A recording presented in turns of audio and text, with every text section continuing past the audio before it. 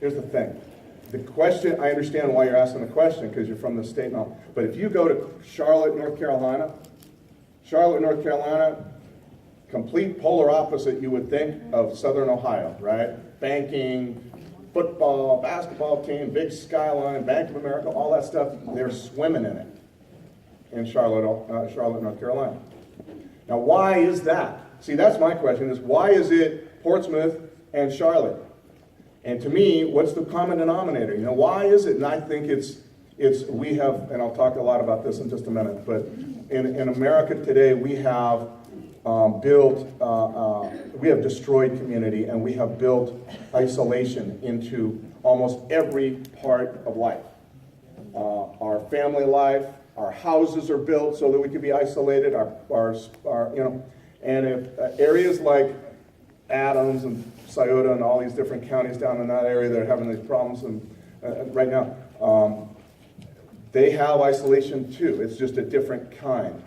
And to me, that feels like the basis of it all, honestly. I would not have said that at the beginning. I had no concept of that idea. But there are certain counties I know that are mightily suffering from that. But there are very, very wealthy areas too. And so the question to me is why is it both places? You know what I'm saying? It's like, why is Charlotte? Why is Portland? You know, why is it suburban Indianapolis, where my sisters and brothers-in-law live? I mean, you know, you look, oh, what could be the problem? It's like a deep thing. I will say this, that in my opinion, heroin, I'll say this later, so just don't be bummed when you hear this later, okay?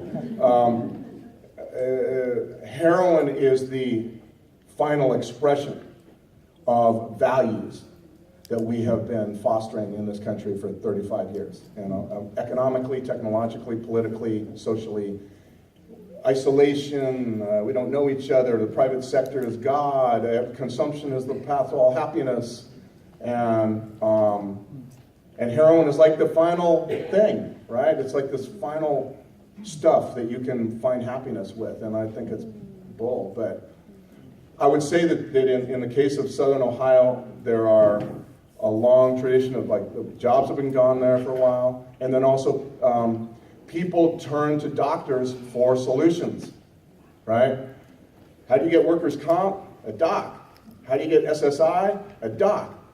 SSDI? A doc. The docs that were there seem to me, I feel them. I feel the pain of those doctors. They needed to deal with their patients, and their patients were saying, I need to get on workers' comp, doc, or I'm sunk. And I think a lot of it, what happened down there was that is part of the story, is that you needed doctors, and doctors were used to going along because they'd been through this by the time OxyContin came along in 97, 96, they've been through that for 20 years, you know, or perhaps more, you know. Anyway, yes?